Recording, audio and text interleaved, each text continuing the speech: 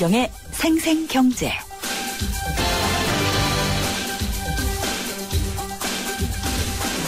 안녕하십니까, 김윤경입니다. 연합뉴스가 국내 10개 증권사에 아이에게 세뱃돈으로 주고 싶은 주식을 골라달라고 했답니다. 그랬더니 늘 이런 조사에서는 으뜸으로 꼽히던 종목이 올해는 거의 안 보였습니다. 어떤 주식일까요? 바로 삼성전자 주식입니다.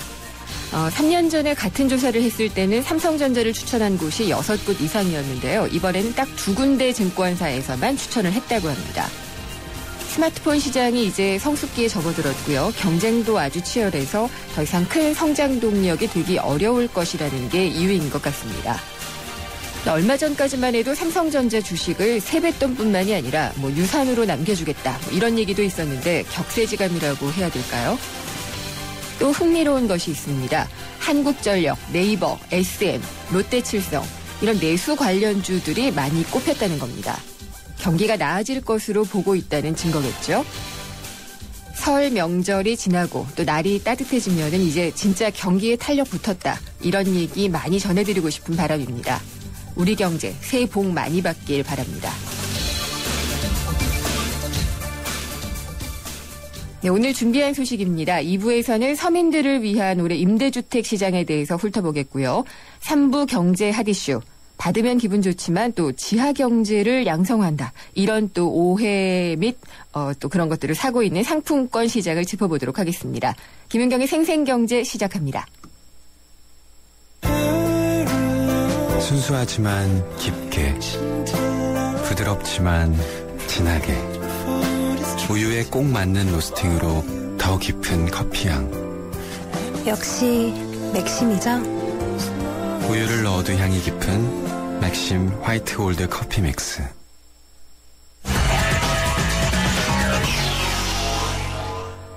네, 오늘 증시 어떻게 끝났을까요? IBK 투자증권 서동필 투자전략팀장을 전화로 연결해서 알아봐야지 되는데 지금 전화 연결이 안 됐다고 합니다.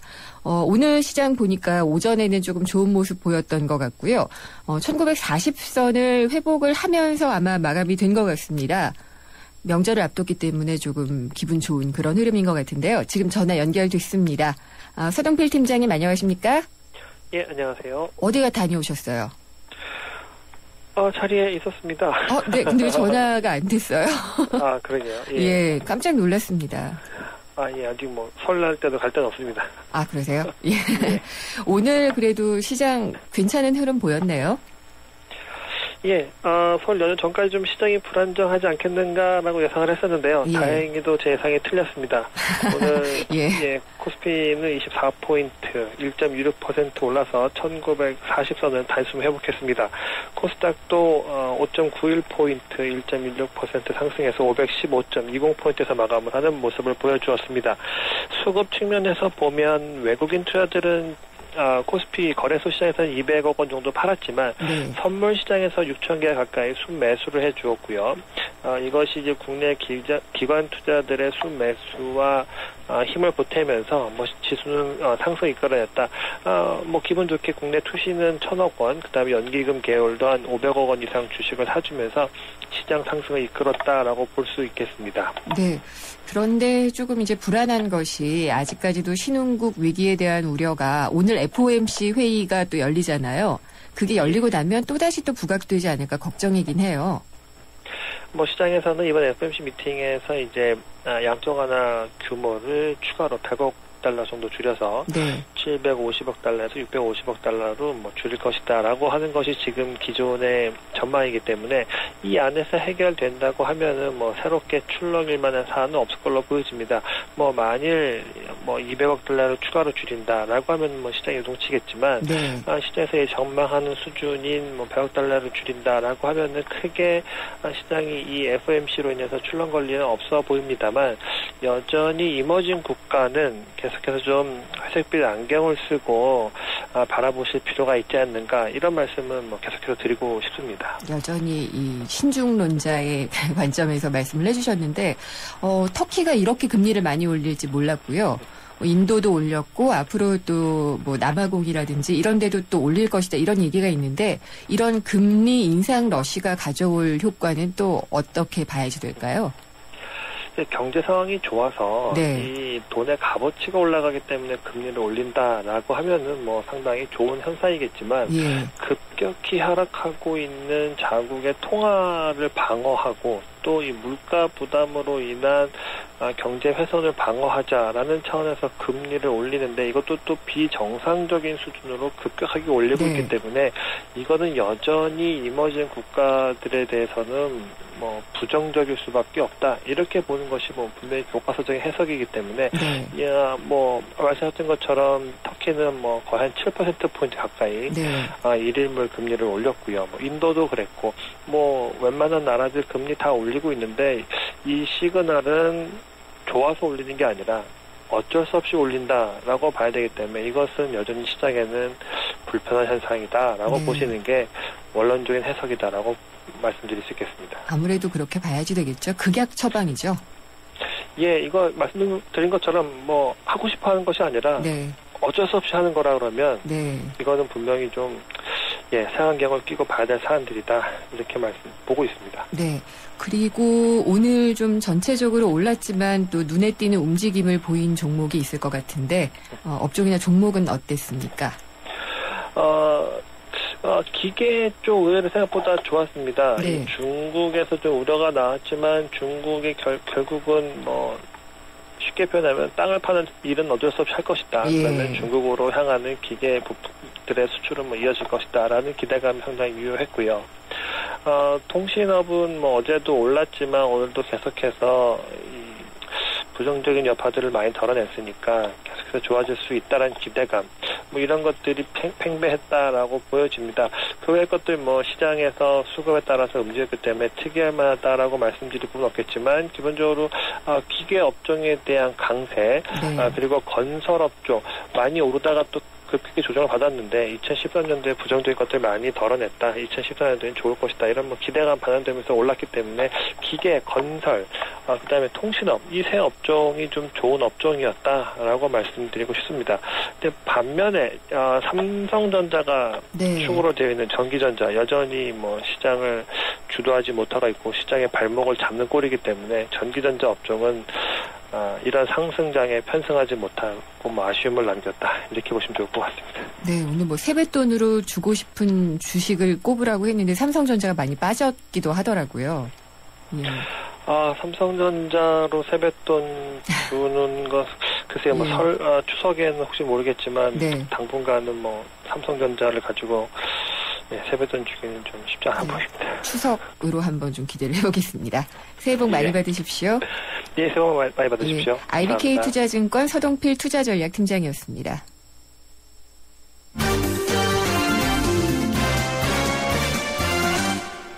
네, 오늘 어떤 경제 뉴스 있었는지 정리해 보겠습니다. 한국일보 이성철 산업부장입니다. 안녕하십니까? 안녕하세요. 네, 정말 우리나라는 경상수지는 계속 흐뭇해요. 네. 예. 작년도 실적이 나왔는데요. 네. 오늘 한국은행 발표에 따르면은 작년 경상수지 흑자가 707억 3천만 달러. 700억이 넘었군요. 네, 엄청난 금액입니다.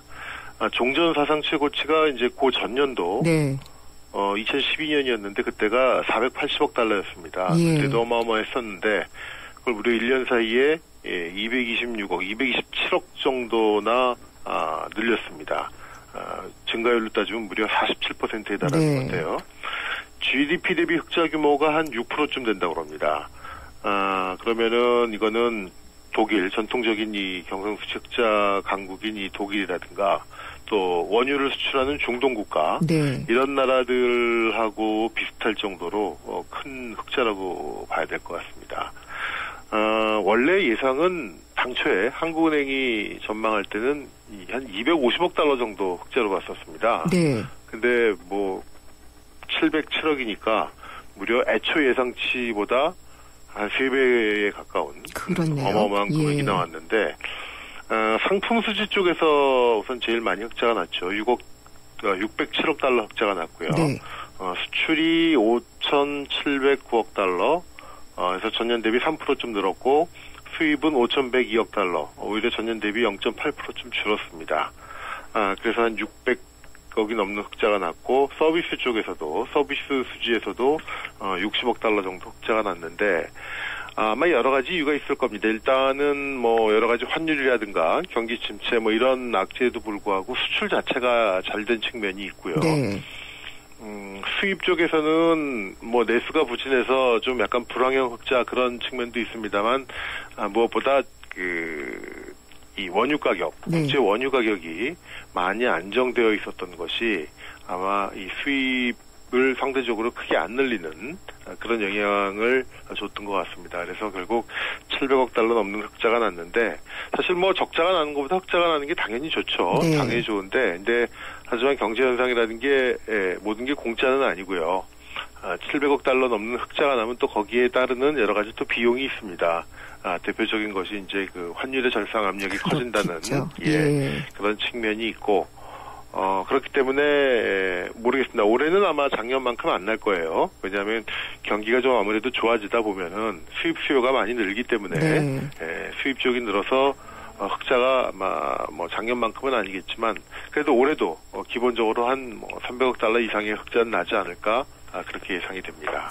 예전에 그 G20 정상회의 할 때 우리나라에서 할 때 그때쯤에 보니까 경상수지가 GDP 6% 정도 되는 나라들을 공격 대상으로 좀 삼았던 기억이 나요. 그렇습니다. 예. 일단 뭐 다른 나라 입장에서는 배가 아프겠죠. 네. 경상수지 많이 적자가 나는 뭐 특히 이제 미국 같은 경우는 그럴 텐데 그러니까 당연히 이렇게 흑자가 나면은 또 이제 늘 하는 게 뭐 환율로서 이 경상수지를 뒷받침하고 있다. 환율 조작국 얘기가 자꾸 나올 거고 그만큼 절상 압력은 커질 가능성이 높습니다. 정말 그 환율 보고서를 이제 또 우리나라를 끼워서 봐야지 된다니 조금 또 안타깝기도 하네요. 네. 아침에 보니까 터키 중앙은행이 금리를 올렸던데 엄청나게 올렸어요. 네. 예. 뭐 거의 뭐라 그래야 될까요? 아주 그냥 급격하게. 무지막지한 엄청난 조치를 취했는데 터키 중앙은행이 이 터키 화폐가 리라입니다. 이 리라화의 가치 하락을 막기 위해서 오늘 금리 인상을 단행했는데 굉장히 큰 폭으로 했습니다. 여기는 기준금리가 이제 일주일 레포 금리를 기준금리로 쓴다고 그래요. 근데 이거를 종전이 4.5%였는데 10%로 무려 2배 이상, 그러니까 5.5%포인트나 인상을 했고요. 또 하루짜리 초단기 오버나이트 대출금리, 우리로 하면 이제 뭐 콜금리 같은 건데, 7.75에서 12%로 이것도 4.25%포인트나 올렸습니다. 이 터키 중앙은행 총재는 회의에 앞서서 이 리라화의 약세를 막기 위해서 금리 인상을 하겠다라고 이미 예고를 했고요. 특히 이 과도한 변동성에 대응하는 이 긴축 통화 정책, 금리 인상이겠죠. 이것은 이런 긴축에는 금리 인상이 가장 효과적이다라고 얘기를 했고 또 외환보유액의 급감이라는 부작용이 있어서 지금은 금리 인상 무기를 꺼낼 수밖에 없는 상태 이렇게 얘기를 했습니다. 조금 이 문제를 그 글로벌한 시각에서 보게 된다면은 큰 틀에서 본다면 이것도 이제 테이퍼링의 영향입니다. 미국이 점차적으로 출구 전략을 쓰고 있고 양적 완화를 축소하면서 출구 전략으로 가고 있고 그러다 보니까 그 해외 나가 있던 유동성이 조금씩 줄어들고 있습니다. 유동성을 회수하는 거겠죠. 근데 그렇게 될 경우에 이제 제일 문제가 되는 게 상대적으로 좀 취약 국가에 있었던 이 외화 자금들이 급격하게 빠져나가게 됩니다. 얼마 전에 문제가 정말로 또 한 번 외환 위기가 오는 거 아니냐라는 우려가 있었던 아르헨티나가 이제 그런 경우고요. 그 다음에 지금 터키도 비슷한 차원에서 외자가 빠져나가면서 리라화 가치가 폭락을 하는 그런 측면이 있었고 또 작년 10월이었죠. 양적 완화 축소 얘기가 나오자마자 인도하고 인도네시아에서 한바탕 난리가 났었고요. 그래서 지금 아마 이런 추세를 본다면은 상대적으로 이 외환 변동성이 큰 국가들, 펀더멘털이 취약하면서 테이퍼링에 따라서 외자 유출의 가능성이 큰 나라들은 연쇄적으로 금리를 올릴 수밖에 없습니다. 이미 인도가 올렸고요. 이번에 터키 올렸고 또 지금 거론되는 국가들이 뭐 남아공, 인도네시아, 뭐 브라질, 뭐 몇몇 또 중남미 국가들 이런 나라들이 아마 금리 인상 행렬에 동참하게 되지 않을까. 이런 지금 얘기들이 나오고 있는데 참 어렵습니다. 이런 나라들 뭐 그러자도 경제도 안 좋은데 이 나라 밖의 쇼크 때문에 외자가 빠져나가면 울며 겨자 먹기로 금리 올려야 되고 금리 올리면은 내수 경기는 점점 더 어려워지고 참 힘든 상황에 처하게 되는데 뭐 우리나라가 사실 1997년 외환위기 때 그랬지 않습니까? IMF의 처방이었죠. 네, 외자 빠져나가니까 금리를 뭐 하루아침에 20%, 30%로 올리고 했었는데, 근데 다행히 우리나라는 지금 우리나라도 이 테이퍼링에서 안전할 수 없다 여러 가지 우려는 있습니다만, 앞서 말씀드린 것처럼 경상수지에서 한 700억 달러씩 연간 이렇게 돈이 들어오고 있고, 우리나라는 뭐 이렇게 금리를 올려야 될 만큼, 우리도 물론 변동성의 우려가 항상 남아 있습니다만, 그래도 한 15년이 지나서 이런 금리 인상 국가 대열에는 더 이상 끼지 않아도 된다는 것, 그게 얼마나 다행이지 아닌가 이렇게 생각이 됩니다. 네, 전 말레이시아가 떠올랐어요. 그때 이제 고금리 또 자본을 자유화하라 이게 IMF 처방이었었는데 당시에 말레이시아가 말을 안 들었었잖아요. 네. 그러면서 자본 통제를 했었는데 이번에도 다시 또 자본 통제를 해야지 되지 않느냐라는 얘기들이 슬슬 나오고 있는 것 같아요. 근데 이제 자본 통제를 할 수 있는 나라들이 있고 사실은. 이제 우리나라 같은 경우도 여러 가지 자본 통제의 필요성, 관련 세금 부과 이런 얘기가 있는데, 근데 우리 같은 경우는 기본적으로 개방화된 국가고, 또 만약에 외자의 유출입을 막을 경우에, 틀어막을 경우에는 상당히 그거 자체가 어려운 상황을 유발할 수가 있습니다. 그러니까 참 우리는 선택의 폭이 별로 넓지 않은 나라고요. 그렇죠. 예. 그리고 모든 카드사에 대해서 특별 검사가 들어간다고 하네요. 네, 그렇습니다. 이번에 사상 초유의 이 정보 유출 사건에 대한 후속 조치로 이제 연휴가 끝나고 설 연휴가 끝나고 바로 카드사들에 대한 특검에 들어간다고 하는데, 이번에 그 문제가 됐던 국민 롯데 농협카드는 이미 지금 특별검사가 진행이 되고 있고요. 여기 말고도 이번에 문제가 없었던, 문제에 분류가 되지 않았던 신한카드, 삼성카드, 현대, 하나SK, 우리, BC 이렇게 6개 전업카드사가 모두 검사를 받게 된다고 합니다. 그래서 이 정보 유출된 카드사뿐 아니라 다른 카드사에도 역시 어떤 그 개인정보의 문제라든가 내부 통제가 제대로 되고 있는지, 또 이런 위탁업체라든가 수탁업체에 대한 관리는 문제가 없는지 이런 것들을 보게 된다고 그러는데, 아마 경우에 따라서 물론 이 세 개 카드사는 엄청난 중징계가 불가피할 것 같고요. 다른 데도 모르겠습니다. 이 상황에 따라서는 여러 가지 제재가 있을 것 같은데, 이 카드사들 말고 이미 그 개인정보 유출이 빚어졌던 그 외국기업은행 2군데가 있죠. CT하고 SC. 여기도 아마 꽤 높은 정도의 제재 조치가 나오지 않겠는가, 이런 관측도 지금 나오고 있습니다. 이 부장님도 연휴 다 못 쉬시죠? 저는 아마 마지막 날은 근무를 해야 될 것 같습니다. 대개 신문사들이 그런데 카드사들도 이번 연휴가 없을 것 같아요. 그렇습니다. 네. 연휴 잘 보내시고요. 네. 예, 감사합니다. 네, 고맙습니다. 한국일보 이성철 산업부장이었습니다. 주문하시겠습니까? 피자요, 피자. 치킨이요, 치킨. 떡볶이요. 포테이토도 주세요. 네, 와우박스 주문되셨습니다. 좋아하는 메뉴를 와우박스로 다 함께 27,900원. 1588-5588 피자헛. 16km 복합연비, 스포츠 주행 모드 탑재, 첨단 하이브리드 기술, 이 모두를 가진 또 하나의 그랜저. 28년 그랜저의 혁신을 하이브리드로 이어가다. 그랜저 하이브리드. New thinking, new possibilities. 현대자동차. 생생경제 1부 함께 하셨습니다. 잠시 후 2부에서는 없는 사람들을 위한 임대주택, 월세가 10만 원짜리도 있다고 하는데요. 자세히 알아보도록 하겠습니다.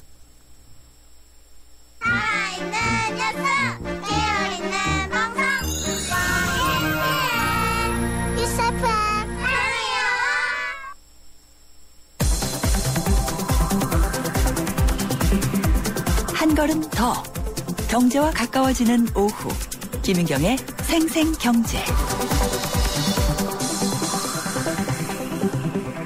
세상의 베이스가 되다 포스코 협찬으로 김윤경의 생생경제 2부 시작합니다. 생생경제 참여 방법 알려드릴게요. YTN 라디오의 앱 예스가 있고요. 짧은 문자는 50원, 긴 문자는 100원이 부과되는 휴대전화 우물정의 0945번. 트위터는 YTN_이코노미고요. 웹사이트로도 의견 보내주십시오. 여러분의 많은 의견 기다리겠습니다. 모두가 하고 싶어하는 일보다 누군가 해야 하는 일을 하자. 오늘의 이익보다는 내일 더 필요한 일을 하자.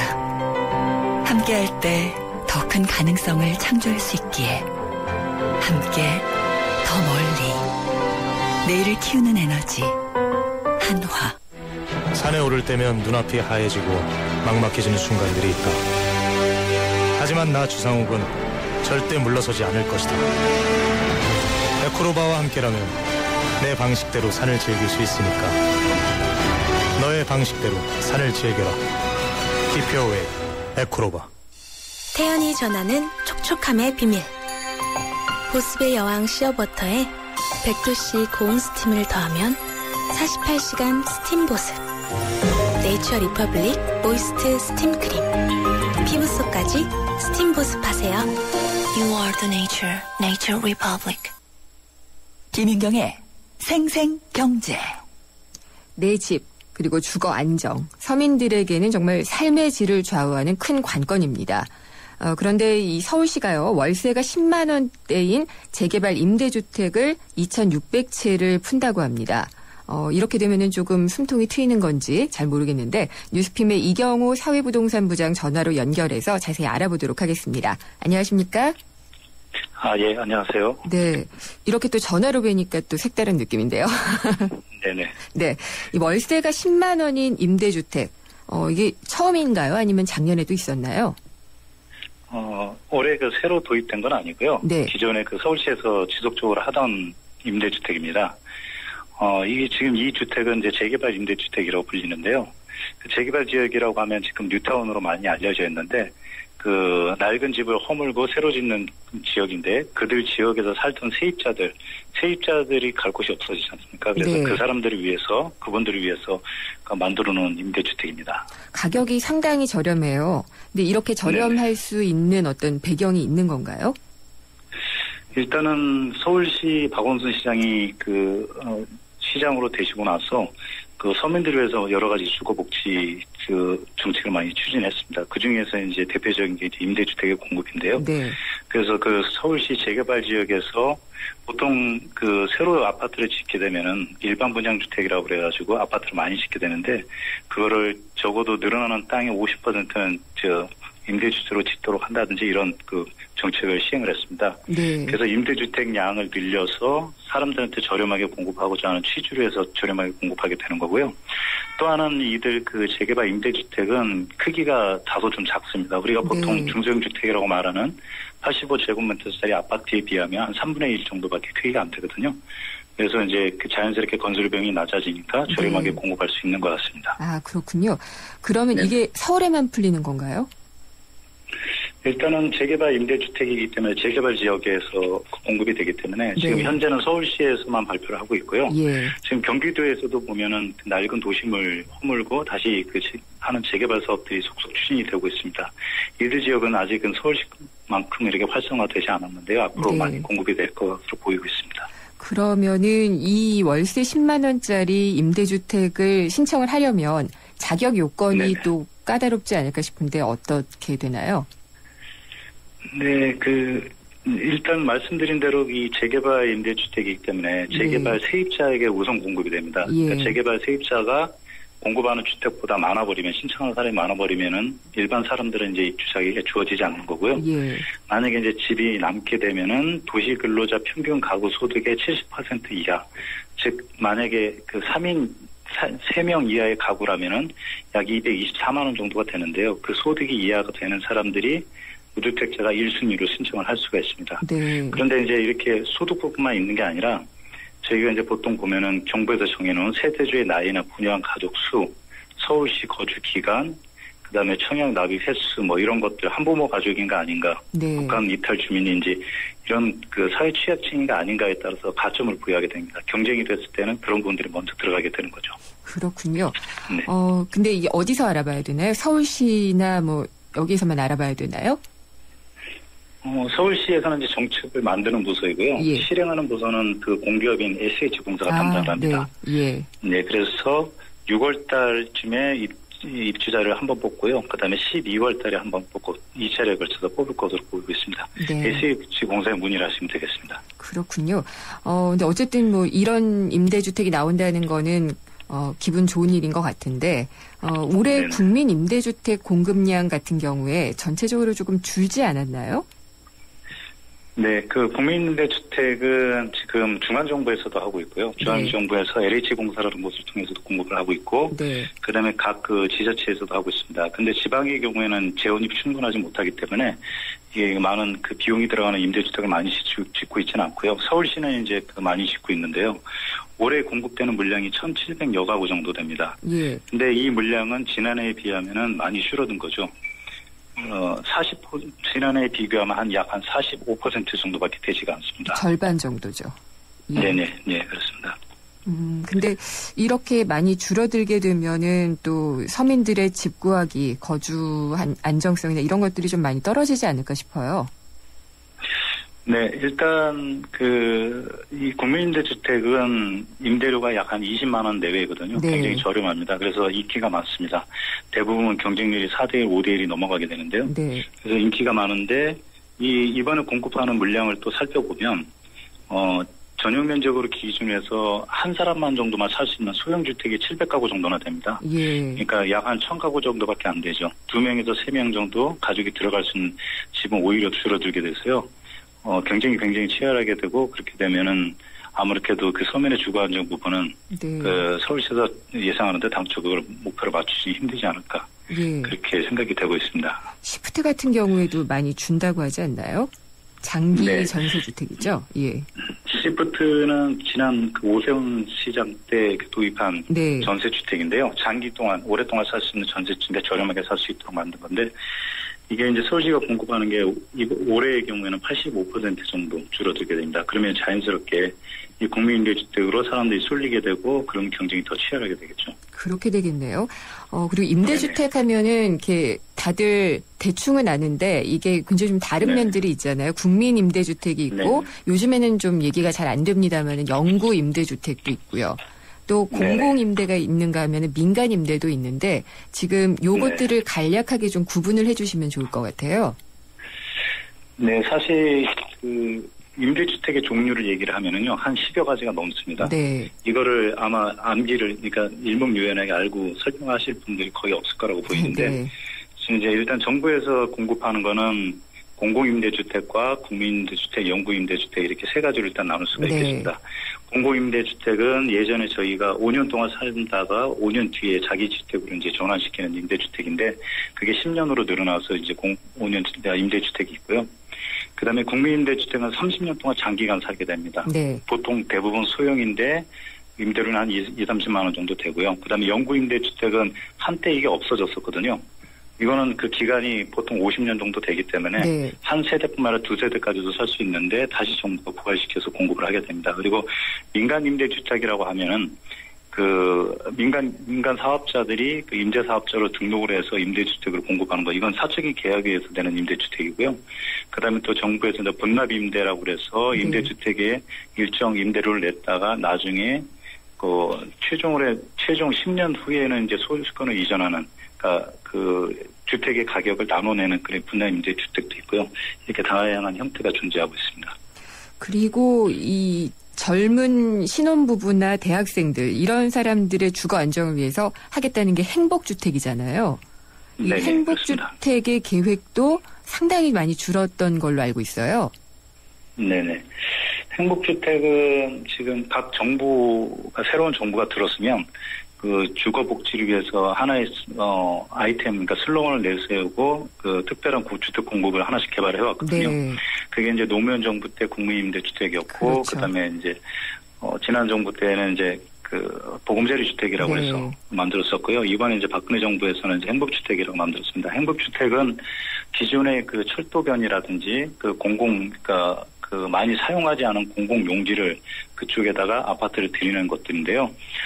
주로 타겟 대상은 신혼부부라든지 그다음에 그 대학생이라든지 이런 분들을 위해서 행복주택을 계획을 했습니다. 그래서 정부에서는 계획상 이게 정부의 국책 사업이기 때문에 계획을 많이 했었는데요. 사실 하다 보니까 지역 주민들의 반발이 굉장히 컸습니다. 그래서 서울시에서는 지금 가자지구 한 곳이 지금 확정이 됐고 나머지 곳들은 지금 여전히 의견 수렴이 안 돼서 지지부진한데요. 지금 이거를 정부 입장에서 봤을 때는 정부에서 일방적으로 공급을 하다 보니까 많은 그 반대에 붙여서 사업이 어렵게 되다 보니까 이걸 지자체로 좀 확산을 시켜놨습니다. 그래서 지자체에서 자발적으로 행복주택을 지을 수 있도록 지금 해놨는데 오히려 지방에서 굉장히 수요가 많아지고 있습니다. 네. 각 지자체에서 행복주택에 대한 수요를 조사를 해보니까 강원도, 충청도, 경북 이런 곳들이 수요가 굉장히 많아서요. 공급 물량을 이번에 그 정부랑 그다음에 지자체가 조절을 해봤었는데 지금 그 서울 쪽에서의 공급 물량은 당초 한 7,900가구에서 3,400가구 정도로 줄어들었고요. 나머지 지자체들은 아직 그 계획은 확정하지 않았지만 수요 조사를 토대로 해서 공급량이 많이 늘어날 것으로 보입니다. 대략 예상컨대 수요만 봤을 때 전국적으로 한 4만 가구 정도가 되는 것으로 예상이 되고 있습니다. 아, 그런가요? 근데 이게 행복주택이 원래 한 20만 가구 공급을 하겠다고 했다가 이런 지자체 강력한 반대에 부딪혀서 14만 가구로 많이 줄였잖아요. 근데 그거를 줄어든 만큼에 대해서 어떤 식으로 또 공급해 주겠다라는 식의 약속은 구체적이지 않았던 것 같아요. 네, 행복주택은 정부가 보유한 땅이긴 한데, 그 이제 지역 주민들이 반대를 할 경우에는 이걸 또 할 수가 없습니다. 왜냐하면 지자체 허가를 받아야 되기 때문에. 주민들의 그 의견을 반영해서 지자체가 반대를 해버리면 토지 소유주는 중앙정부에 있지만 사업을 할 수가 없는 구조가 되죠. 그래서 당초 20만 가구로 잡았던 거는 그 땅의 면적에다가 주택의 수를 얼마큼 집어넣을 수 있냐 이런 토대로 해서 잡았었는데 지자체도 반대에 부딪혀버리니까 14만 가구로 줄였음에도 불구하고 거기에 대해서 어떻게 구체적으로 하겠다 이런 안을 내놓지 못했고요. 다만 이제 그 정부에서 그걸 보완하기 위해서 만든 게 지자체에서 자체적으로 추진할 수 있도록 그다음에 정부에서 행정적인 거나 아니면 자금 지원을 해주는 방향으로 지금 방향을 틀은 상태입니다. 이런 임대주택에 대한 공급을 국가가 하는 부분에 있어서 혹시 해외 같은 경우에는 우리가 좀 벤치마킹을 해볼 만한 그런 사례는 없을까요? 지금 저희 정부의 그 주거 복지 정책은 약 한 3가지 정도로 해서 지금 나눠져서 하고 있습니다. 첫 번째 것이 지금 말씀하신 대로 임대주택인 거고요. 그다음에 두 번째 게 올해부터 이제 도입하게 될 서울시는 일부 하고 있지만은요 주택 바우처 제도라고 해서 현금으로 쿠폰을 해서 공급하는 제도입니다. 그런데 지금 전문가들이 많이 지적하는 바는 사실 현금적인 보조라든지 그다음에 또 전세 자금을 대출해야 된다 이런 방법도 좋지만 임대주택의 공급량을 늘려야 한다고 얘기를 많이 하고 있거든요. 국내 임대주택의 재고량을 보면 전체 임대주택의 약 한 5% 조금 넘고 있습니다. 5% 정도 넘고 있으면 이게 굉장히 부족한데요. 예컨대 OECD 국가에 비하면 OECD 국가는 한 11% 정도 되거든요. 그리고 또 핀란드 같이 서유럽의 그 복지 체계가 잘 갖춰진 나라의 경우는 약 한 20%, 30% 정도가 되거든요. 그래서 전문가들은 정부가 최근에 이제 그 전세 대출이라든지 그다음에 또 이 바우처라든지 이런 현금 보조를 통해서 많이 지원을 하고 있는데 그것보다는 지속적으로 임대주택을 확충해 나간다고 지적을 하고 있습니다. 네, 주택 바우처 제도 간략하게 좀 설명해 주시겠어요? 네, 앞서 말씀드린 대로 이제 그 현금 보조인데요. 임대주택을 개인이 구하는 거고, 거기에 그거 관련해서 현금이 아닌 이제 바우처라고 해서 돈을 바꿀 수 있는, 제도입니다. 이게 1940년부터 도입이 되기 시작했고요. 미국에서는 임대주택을 공급하는 방식 대신 이렇게 현금 보조 방식을 택했었거든요. 그래서 미국에서는 보편화됐습니다. 하지만 이 바우처 제도를 하다 보니까 이게 실질적으로 주택 빈곤 문제를 해결하지 못하는 그런 문제가 생겼습니다.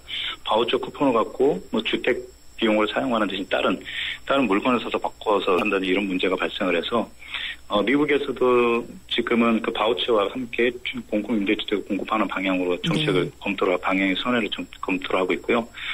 국내의 경우에는 이거를 정부가 한 4, 5년 전부터 지속적으로 도입하려고 했었는데 이 바우처 제도를 도입하게 되면 이 바우처를 지급하기 위해서 대상 가구로 더 파악을 해야 되고요. 그다음에 또 이 관리를 해야 되기 때문에 이런 문제들이 있어서 섣불리 도입을 못했었는데요. 이게 이제 그 정부 보조수단으로 이번에 다시 하게 됐습니다.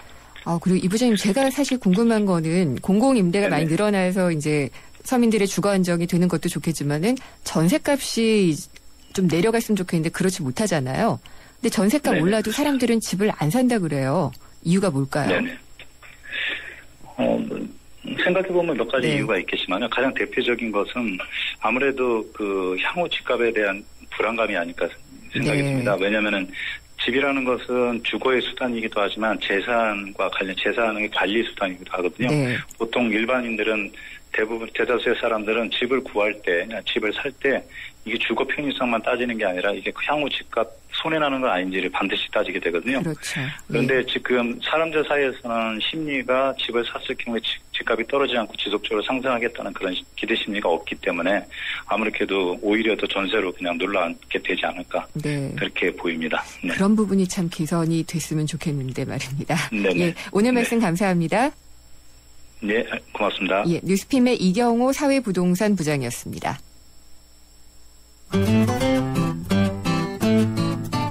생생경제를 다양하게 만나는 방법. YTN 라디오 앱 예스와 웹사이트 김윤경의 생생경제 또는 트위터 YTN_이코노미로 실시간 듣기와 다시 듣기를 하실 수 있고 방송 내용에 대한 문의와 의견을 주실 수 있습니다.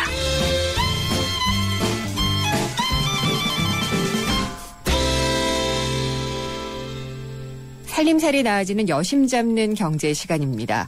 오늘 다뤄볼 아이템은 패스트 패션입니다. 상당한 성장세를 기록하면서 지금 죽어가던 상권도 되살린다고 하는데요. 여기에 대해서 생활경제상담센터 푸른살림 박미정 센터장과 알아보도록 하겠습니다. 안녕하십니까? 네, 안녕하세요. 네, 패스트 패션 많이 구입하세요? 저도 가격이 너무 합리적이어서 품질도 좋고 네. 그래서 저도 참 잘 이용을 했었습니다. 네. 네.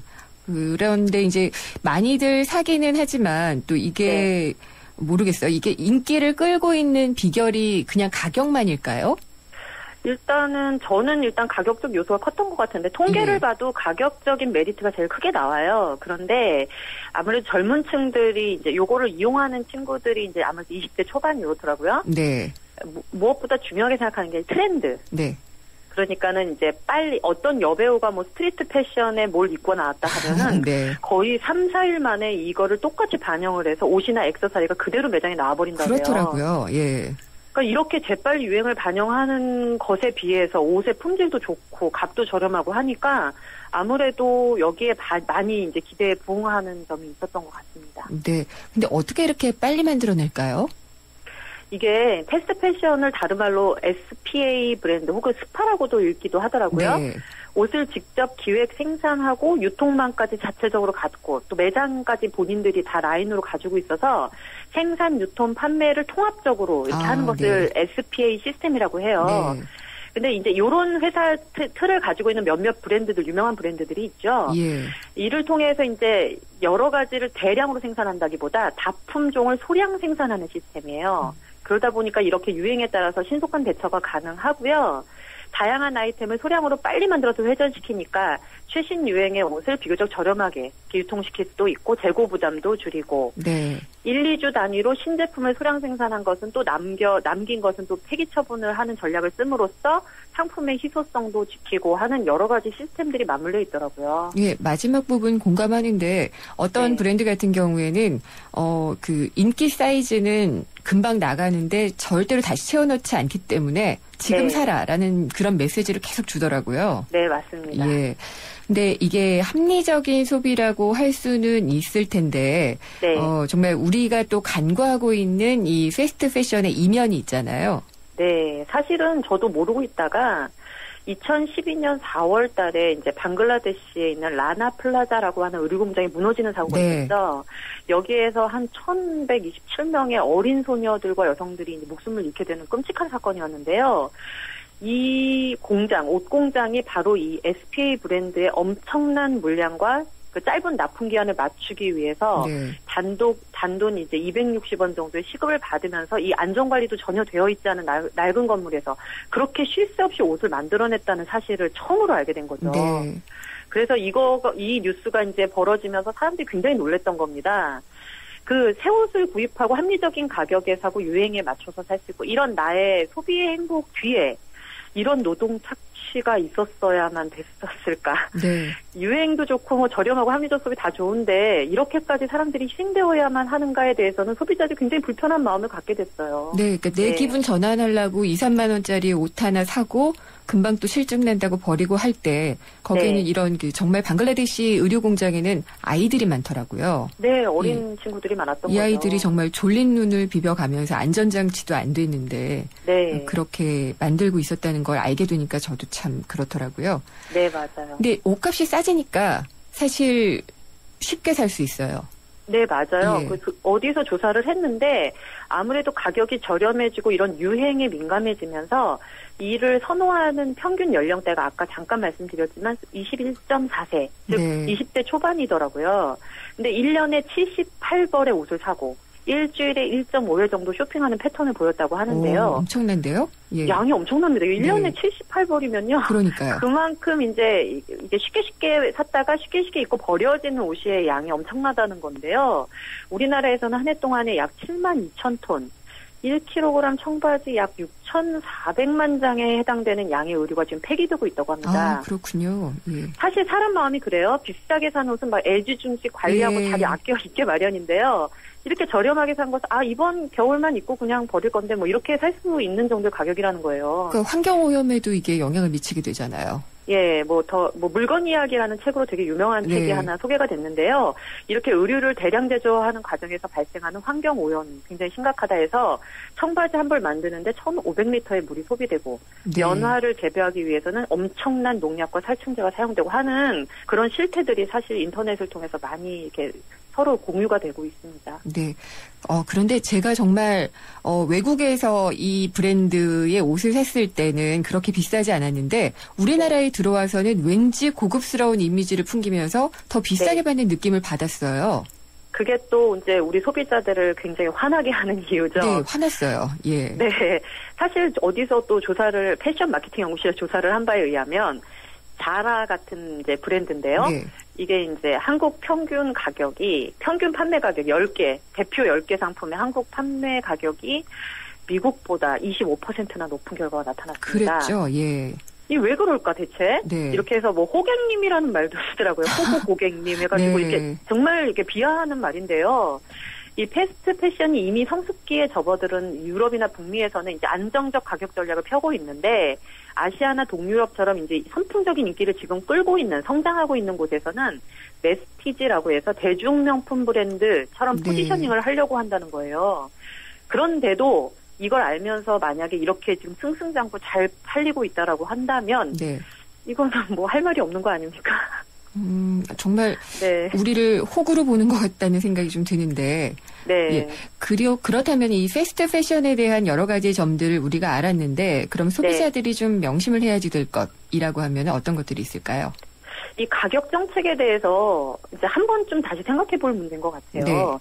예전에 통큰 치킨 문제가 벌어졌을 때도 어떻게 생각보다 치킨이 쌀 수가 있느냐. 이게 왜 저렴한지 원인과 결과에 대해서 이제 소비자들이 무심해지기 시작하면 이게 지속 가능한 소비의 건강성 문제가 굉장히 파괴될 것 같아요. 사실 이거는 누구에게도 좋은 문제는 아니지 않습니까? 그래서 소비자는 자신의 돈으로 이 소비 주권을 행사하는 중요한 사람들임을 좀 인식하는 게 굉장히 중요할 것 같고요. 이 자본주의 사회에서 이게 투표 한 표만큼이나 이 내 돈 소비 주권 행사하는 게 굉장히 큰 영향력을 행사하거든요.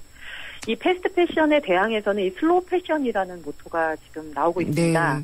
친환경 천연 소재, 친환경 염색법 등으로 생태 파괴를 굉장히 좀 최소화하고 그러면서 천천히 옷을 좀 돌려 입자. 왜 이렇게 빨리 입고 버려야 되냐라는 움직임이 다시 지금 일어나고 있는 중인 것 같습니다.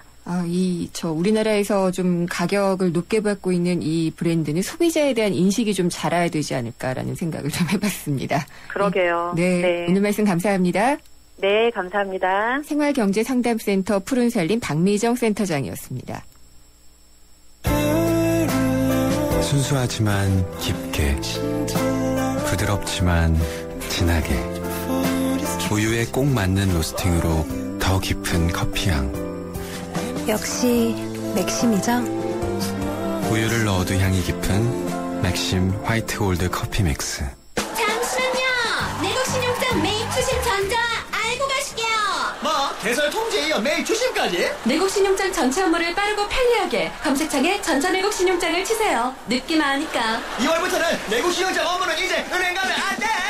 이 캠페인은 산업통상자원부와 한국무역협회가 함께합니다. 안녕하세요, 송소희입니다. 새해엔 성적도 엄청 오르고 장사도 대박나고 항상 건강하세요. 새해 복 광대하게 받으세요. 올해는 더 광대해진 광대역 LTA로 더 빨라집니다. 광대역 LTA 올레 2014년 3월 예정.